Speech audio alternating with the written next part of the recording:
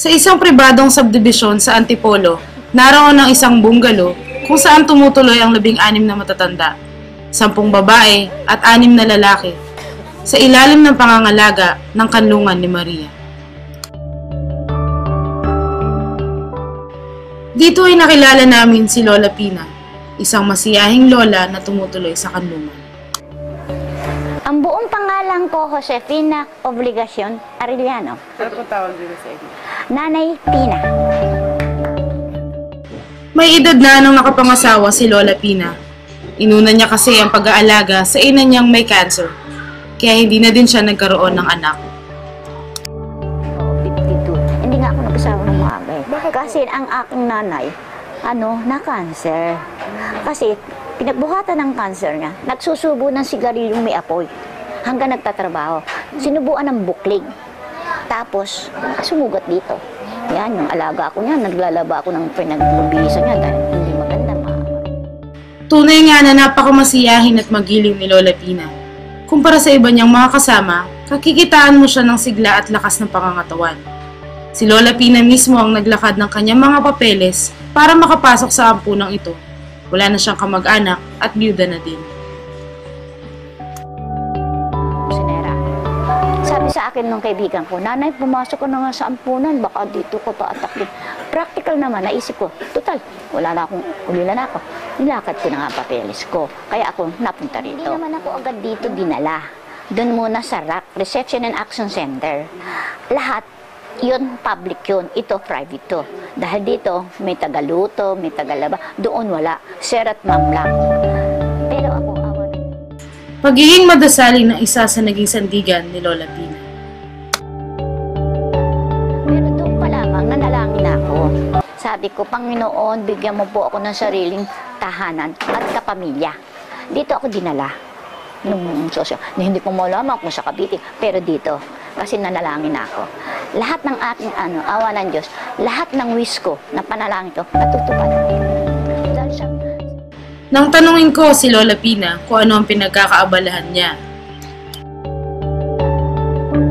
Ito kasi ang libangan ko, dahil nakatapos nga ako ng pananahi, yan ang ginagawa kong libangan. Oo, Ano po nananahi ako. ginagawa niyo po? Yan yung pandekorasyon ko sa ginagawa ko. Dito sa cellphone, pag nabubuo na, siya kong ginagawa. Para Kung ano ang kulay ng mga ginagawa ni Lola na lalagyan ng cellphone, ganoon din kakulay ang kanyang personalidad at mga karanasan sa buhay. Kaya nang tanungin ko si Lola Pina kung ano ang sikreto ng kanyang pagiging masiyahin. malungkot nga ako, hindi nga ako nangingiti, nakapanood ako sa TV. Yun ang ginaya ko. Nasabi, huwag malungkot at iiksi ang buhay. Eh, di ginawa ko na nga, nagsaya na ako. Sa bansa, may 6% ng ating populasyon ang nabibilang sa mga senior citizens. Sa mga inabandonang matatanda, iilan lamang ang nasa pangangalaga ng mga institusyon. Institutions lang. Sa mga bata or sa youth, napakaraming mga institutions na available. Samantalang kasi sa mga matatanda, kukonti lang kumpara dun sa dami na nangangailangan. Kaya sana maiwasan natin na dumami pa yung mga tulad nila. Ayun. So, yun, siguro kailangan yung awareness ng nating lahat. Sa ating makabagong panahon ngayon at mabilis na pag-ikot ng mundo, tuluyan na nga ba nating nakalimutan sila lolo at lola? Sinikap naming makuha ang opinyon ng ilan sa mga kabataang aming nakita. Hindi ko naman nila, pero marami ng kabataan kasi ngayon na nagiging independent. Pero may mga kalahati pa na na maalaga pa rin sa mga magulang nila kasi syempre may mga pananaw nga sila na kumaga pag pinabayang ang magulang mo, doble yung karma na babalik sa'yo. Karamihan kasi mismo makikita natin din sa mga gilid ng mga matatanda. Talagang napapahalaga nila ang magulang nila. Bakit marami pong makikita natin. Dapat yung nila yan. Meron na rin mga studies, no? Kasi we have I've talked to the Coalition for the Services of the Elderly sa COSE. May mga research sila na ginagawa na yun nga, yung ibang kabataan, mas sila dun sa technology rather than yung makipag-communicate dun sa sarili lang family members. Kaya yun Malaki nga ang naging kaibahan ng mundo noon nila Lola Flor, Lola Mercy at Lola Pina, kasama ang iba pang mga matatanda sa magkaibang ampunan.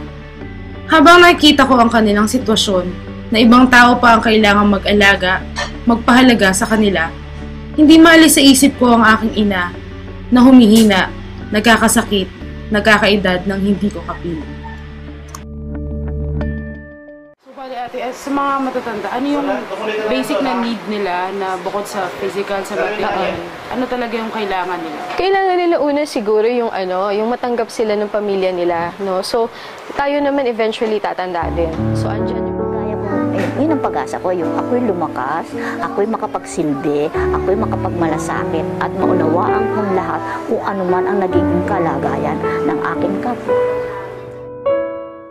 Marahil kung matututunan nating pahalagahan ng mga nakatatanda, maaaring mapagaan natin ang nangyayari sa paligid. At kung si Gato Rizal na ating pambansang bayani ay naniniwala sa kasabihan na ang mga kabataan ng pag-asa ng bayan, paano na sila lolo at lola? Tuluyan na ba silang napaglipasan ng pag-asa? Ako po si Danix Dumdum. Magandang gabi.